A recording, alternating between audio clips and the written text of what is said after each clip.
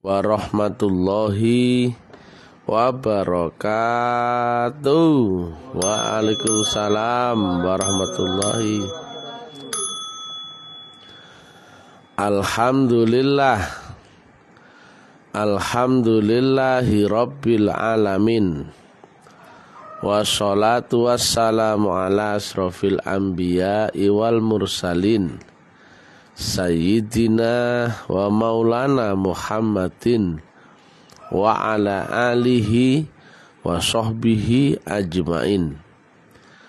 Ketemu lagi dengan Mr. TM dengan kuliah luar biasa tentang metodologi, metafisika, tasawuf, eksakta ilmiah. Bertempat di kampus Taklim Makrifat, Gresik, Balong Panggang. Judul yang kita angkat kali ini adalah agama itu sebenarnya sangat sederhana. Ya, tapi jangan salah, sangat sederhana tapi prakteknya sangat sulit luar biasa. Sederhana itu karena sebetulnya intinya adalah kita hanya mengikuti guru itu saja. Nah, sederhana itu kalau kita tahu ya gambaran besar proses metodologi daripada agama itu sendiri. Di zaman Nabi Muhammad, orang hanya diarahkan Nabi hanya sederhana. Kau ikut aku saja ya, patuh saja, intinya begitu. Bahasa kerennya adalah sami'na wa ata'na. Itu saja. Gak usah banyak mikir, ikuti saja. Nah, tapi itu dulu ya. Tapi patuh sama guru itu luar biasa sulit. Ya. Patuh karena kalau enak-enak gampang, tapi kalau patuh yang kadang bertentangan dengan akal logika itu sulit. Jadi sesuatu yang sangat sederhana tapi prakteknya sangat sulit, ya itulah agama. Nah, di dalam dalil ya disampaikan yang khatam itu adalah Nabi. Maka nggak boleh ya setelah zaman Nabi Muhammad kemudian ada orang mengaku Nabi, oh jelas palsu semua itu. Tapi Rasul tetap ada loh, beda ya. Ini masalah sebutan ya. Nggak ada lagi, nggak boleh ya orang mengaku Nabi setelah zaman Nabi Muhammad, nggak boleh. Khatamul Anbiya adalah Nabi Muhammad. Tetapi ini dia, karena orang nggak tahu bedanya antara Nabi dan Rasul, dianggapnya Rasul itu juga ikut nggak ada. Inilah kelirunya ya. Padahal ayat Quran sendiri menyampaikan laqad ja'akum rasulum min anfusikum. Dan juga banyak ayat lain lagi yang menerangkan adanya Rasul di antara kaummu, di tengah-tengah kalian ada utusan. Lah kalau nggak ada utusan, coba pikir logikanya aja. Allah di langit akhirat tertinggi, kalau di dunia, kalau nggak ada utusan penyambung, loh, lah gimana mau bisa nyambung akan Allah? Kau kira bisa dengan sholatnya tunggang-tunggang itu sampai ke lapis langit ke-7? Hubunganmu lewat mana coba? Kan akhirnya apa? Kamu hanya mengandalkan keyakinan. Mudah-mudahan diterima, gitu?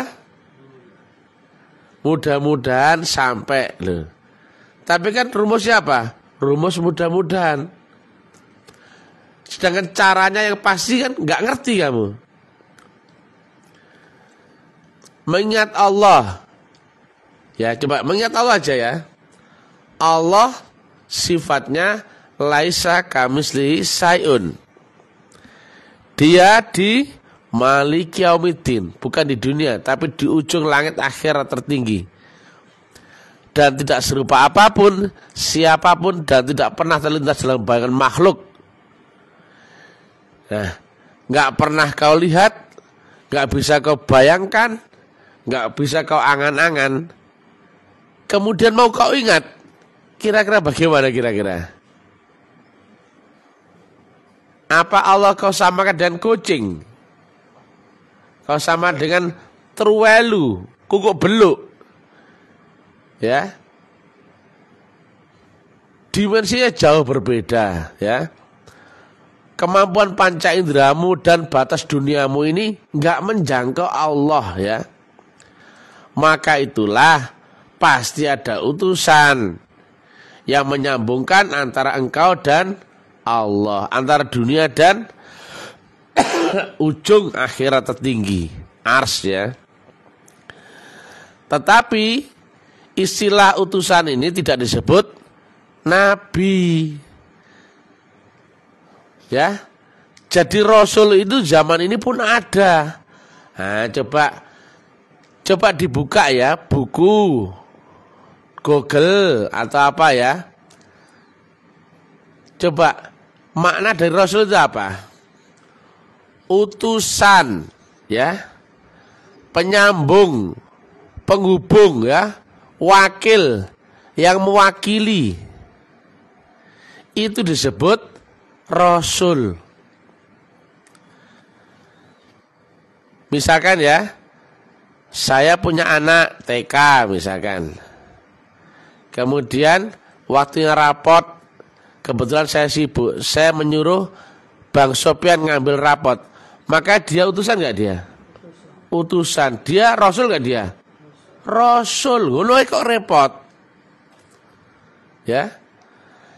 Yang gak boleh disebut adalah nabi. Itu gak boleh ya. Karena ini berhubungan khusus. Tapi rasul itu sifatnya penghubung ya.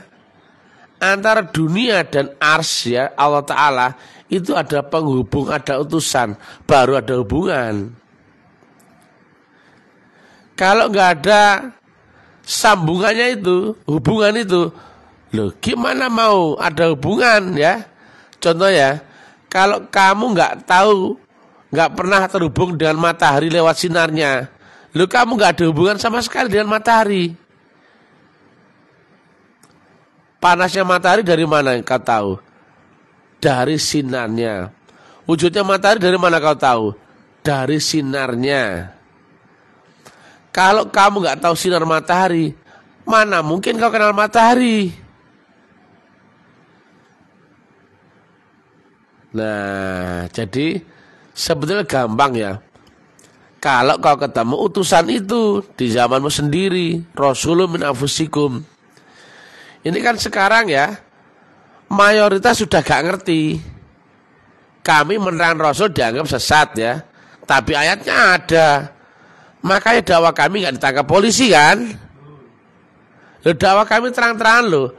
Ada Rasul zaman ini loh. Beda gak dengan orang bilang, oh itu anak sesat itu. Gak boleh itu seperti itu.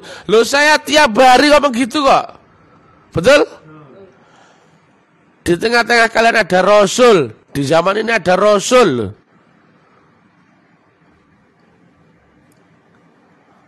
Allah punya utusan disebut Rasulullah. Rasulullah punya utusan disebut mursyid. Mursyid punya utusan disebut khalifah mursyid loh. Jadi ada rangkaian utus-utusan tadi ya.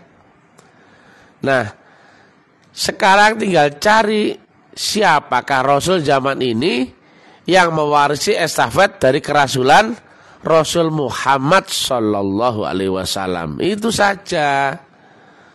Dan itu ada, Nabi sampaikan, al ulama warasatul anbiya loh. Walaupun nggak disebut Rasul orang itu ya, nggak disebut Rasul seperti Rasulullah, enggak ya. Tapi dia Rasul utusan, tapi disebut ulama waris. Waris itu apa sih? Air diwadahi gelas, wujudnya gelas. Dipindah botol, wujudnya jadi botol. Dipindah kendi, wujudnya jadi kendi. Dipindah mangkok, wujudnya jadi mangkok. Isi air yang sama enggak? Sama, itulah waris ya. Nah, Nabi Muhammad itu Nabi ya. Tapi di bawah Nabi Muhammad ada Rasulullah, itu bukan manusia yang itu ya. Nah, wadahnya adalah Nabi Muhammad ya. Wadahnya sama seperti tadi. Yang Rasulullah bukan manusia, maka Rasulullah itu sifatnya nanti waris.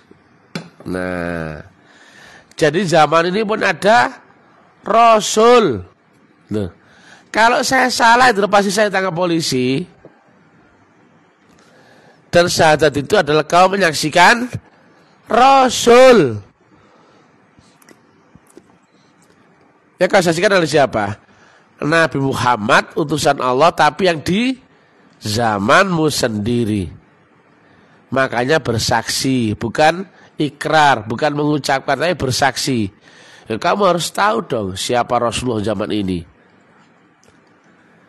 Dia Nabi Muhammad, tapi waris. Isinya sama kan dengan isi Nabi Muhammad? Sama ya. Tapi dia adalah isi ya, air yang ditempatkan di wadah yang di zamanmu sendiri. Dulu misalkan ya, airnya diwadahi gelas. Sekarang air itu diwadahi kendi. Maka yang kau saksikan adalah air dalam wadah kendi.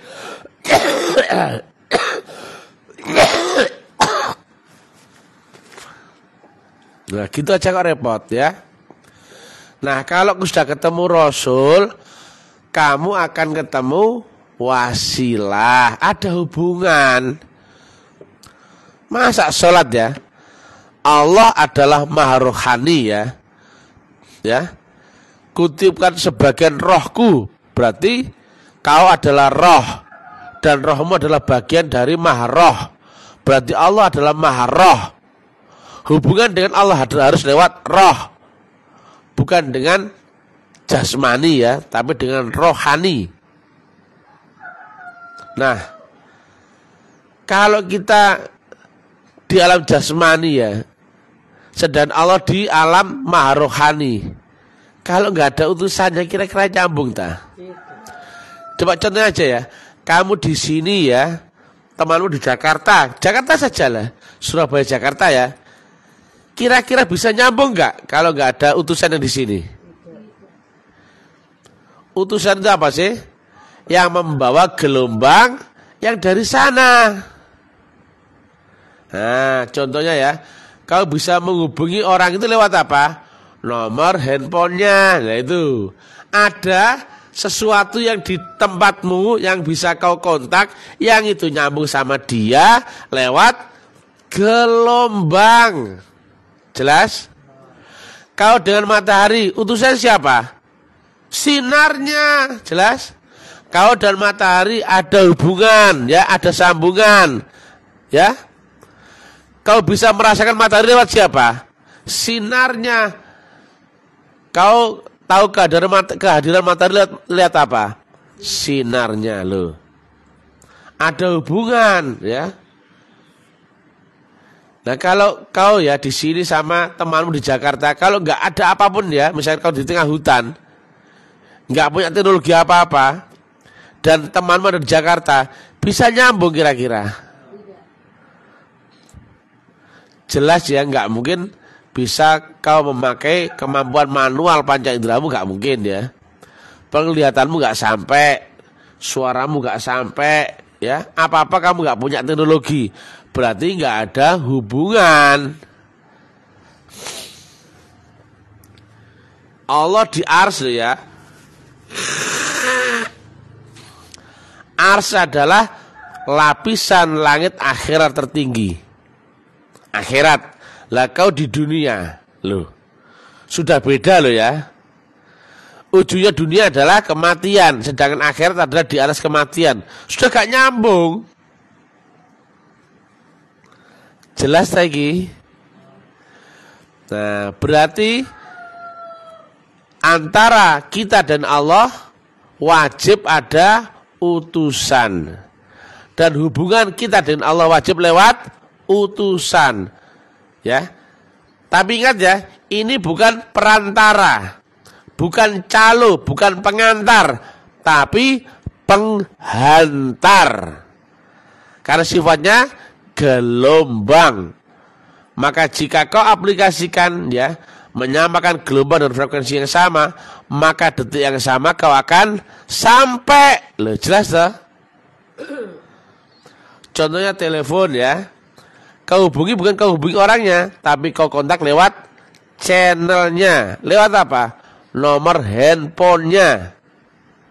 Nah, ketika sudah nyambung lewat channelnya, kau bisa nyambung sama orangnya. Halo, assalamualaikum. Loh, ya dah. Kira-kira ya, kamu berhubungan dengan Allah bisa nggak tanpa lewat teknologi? Bisa nggak tanpa lewat saluran yang dibawa utusan? Ya gak mungkin. Kamu sama 3 kilo saja loh sudah gak mungkin, betul gak? Sama 3 kilo sih di dekatmu loh sudah gak mungkin.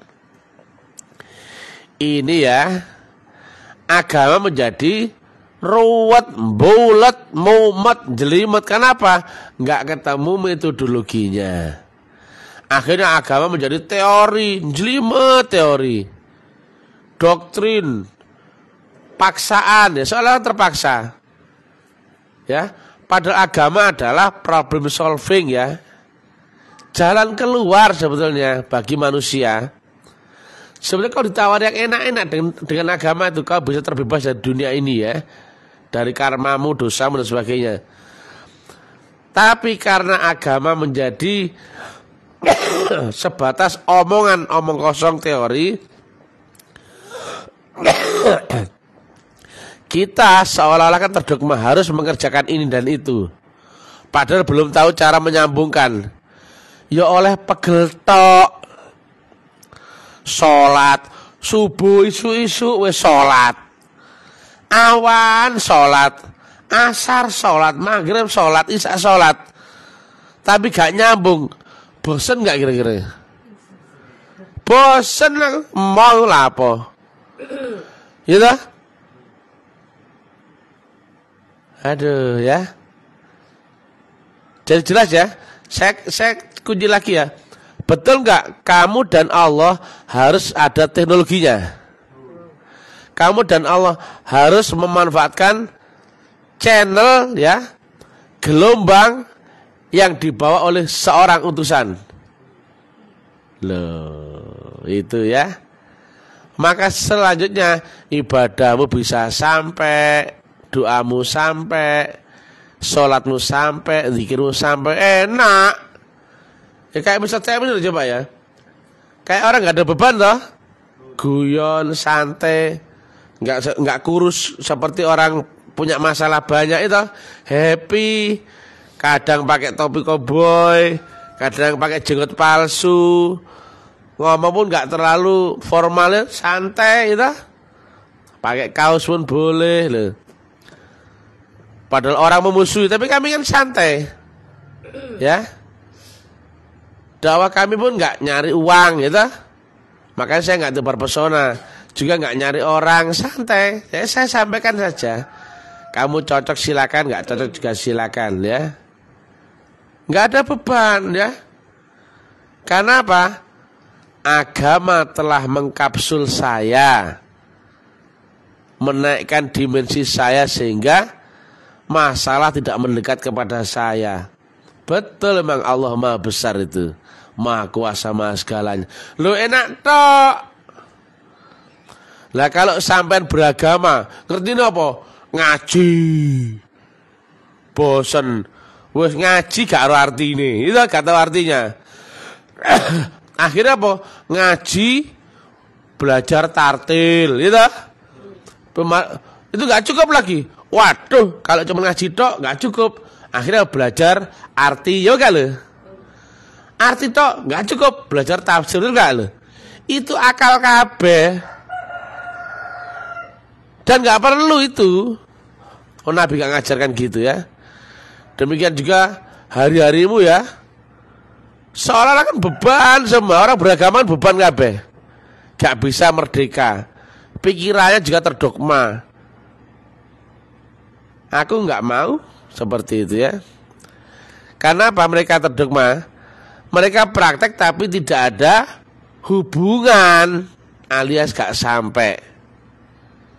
Akhirnya pas sholat jungkrak adalah karepmu kon pegel karepmu wis jungkrak 5 waktu diancam neraka. Goblok ya. Ya bukan Bang Sepen. Ya, kayak orang goblok ya. Jadi sambungan dengan Tuhan ini loh, caranya, salurannya, jalannya kau cari dulu. Kamu dapat perintah paket ya, kirim paket. Apa yang kau lakukan kemudian? Tanya alamatnya mana, betul gak ya? Kalau tahu alamatnya, kau bisa tentukan lewat jalan ini, betul gak? Apalagi saat ini musim karnaval, betul gak? Wah ini kalau saya antar sore-sore jam 3-an ini, wah alamat ini ada karnaval ini. Ya musim 17 nanti ya. Aku tak lewat sana. Nah lewat sana ini aku jangan pakai mobil ini. Nanti lewat kampung itu aku tak enak naik sepeda motor saja. Itu jelas. Karena kamu tahu alamatnya, arahnya, jalannya, kamu bisa tentukan harus bagaimana, naik apa, ngerti kamu. Lah kamu dikasih tujuan ya, tapi nggak ada alamatnya. Tola ya. Lah kok kamu budal, goblok kayak itu. Goblok. Kamu sholat, hanya tahu nama, nggak tahu alamatnya, nggak tahu caranya, nggak tahu jalannya, nggak tahu prosesnya. Kok sholat? Goblok kayak itu. Tola. Kon sholat, oh iya, sholat itu wajib. Lah kau ini sok khusyuk. Tola itu. Lah kamu sudah bisa mi'raj. Goblok mendolok itu, ya gak lo? Seperti bedas ketulup lo. Lah kamu sholat nyembah siapa? Allah. Ingat siapa dalam sholat? Allah. Oke. Apanya Allah yang kau ingat? Tola lo. Lah aku gak beban loh. Wong ngono tak sebut goblok. Dan banyak ini ya umat manusia ya. Tak sebut juga Islam ya. Banyak yang nggak ngerti Islamnya. Ayo saya lemparkan di publik ya. Coba ya saya tes ini. Beneran nggak dugaan saya bahwa umat Islam sekarang banyak yang goblok. Coba ya. Apa yang kau ingat dalam sholatmu?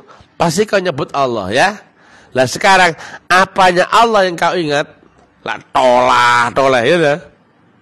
Nah, ini misalkan ya lonceng ya. Karena sudah berinteraksi dengan panca inderamu. Oh iya ya. Iya. Merek Joyko bahannya stainless, warnanya ya stainless sama hitam. Bentuknya setengah bulat ono pendile. Ukurannya gak terlalu gede. Nah, habis itu kamu tadi ya yang sudah lihat bel tadi, kau bisa ingat bel tadi? Oh bisa. Nah sekarang apanya bel yang kau ingat?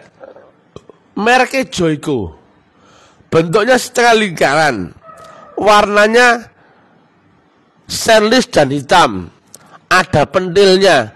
Kalau dipukul ting, loh, jelas toh? Apanya bel yang kau ingat? Ada jawabannya. Sekarang kamu sholat, nyembah siapa? Allah. Ingat siapa? Allah. Loh, lain ada. Lah sekarang apanya Allah yang kau ingat? Ting, buyar dadaan. Ya, di komen ya, umat Islam dimanapun berada ya, coba ya. Saya gak menyalahkan Islamnya ya. Saya menyalahkan kebodohan orang-orangnya. Jelas ya? Kamu kenapa sholat itu kenapa? Wong belum tahu caranya sholat. Ya, kalau cara horizontal sholat kamu sudah kuasai, tinggal kau belajar vertikalnya sholat.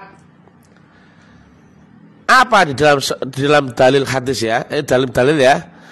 Aqimis sholat lidzikri. Dirikan, berarti vertikal ya. Vertikalkan sholatmu dengan hati yang ingat atau berzikir. Lah sekarang kamu ingat apa akan Allah? Ngakunya mereka kan ingat Allah, betul gak? Lah sekarang apanya Allah yang kau ingat sehingga kau bisa tegak itu ada hubungan. Lola. Ya, hobi saya ya. Saya akan ogrok-ogrok ya, tapi ya biar kamu sadar ya. Kamu tuh nggak ngerti sholat. Karena apa? Kamu belum tahu syahadat. Kamu masih kafir. Nah, sebutnya sederhana. Kalau kamu tahu syahadat, selanjutnya kamu bisa mengerjakan sholat. Setelah kamu tahu syahadat, kamu sholat. Selanjutnya kamu bisa mengerjakan rukun Islam selanjutnya, yaitu syahadat, sholat, zakat, kemudian puasa dan haji. Ini bukan hubungan horizontal, tapi vertikal dengan Allah ya.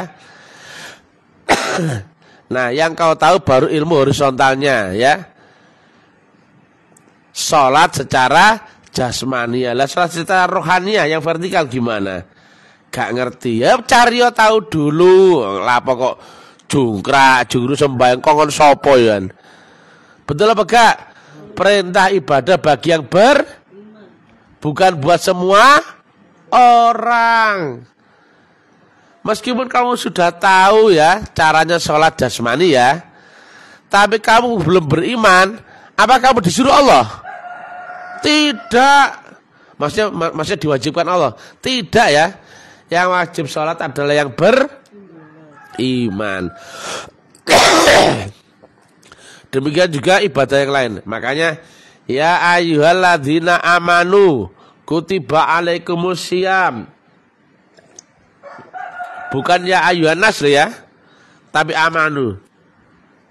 Meskipun kau bisa puasa ya secara zahiriyahmu, tapi kalau kau belum beriman, belum ada kewajiban puasa, belum ada kewajiban sholat, belum ada kewajiban zakat dan sebagainya ya. Jelas? Makanya kau harus dudukkan dulu syahadat. Yang ini ternyata nggak ada yang ngerti guys ya. Karena mereka menganggap Rasul itu ya sudah Nabi Muhammad zaman dulu itu tok. Nah Rasulnya nggak ada ya, dianggap Rasulnya manusia. Rasulnya sudah mati. Zaman 1400 tahun yang lalu, sekarang nggak ada Rasul. Kita sekarang mandiri. Kita harus belajar mi'raj, terbang ke langit ya. Naik sepeda jengki, naik balon, naik apa. Goblok kamu itu. Ya, inilah dogma ya yang salah ya. Zaman ini ada Rasulullah ya. Dia adalah titik ya. Kalau kau nggak ketemu itu, kamu nggak ketemu wasilah, kamu nggak ketemu hubungan dengan Allah Ta'ala, kamu nggak tahu jalan, kamu nggak tahu cara, kamu nggak akan kenal Allahu Subhanahu Wa Ta'ala. Assalamualaikum warahmatullahi wabarakatuh.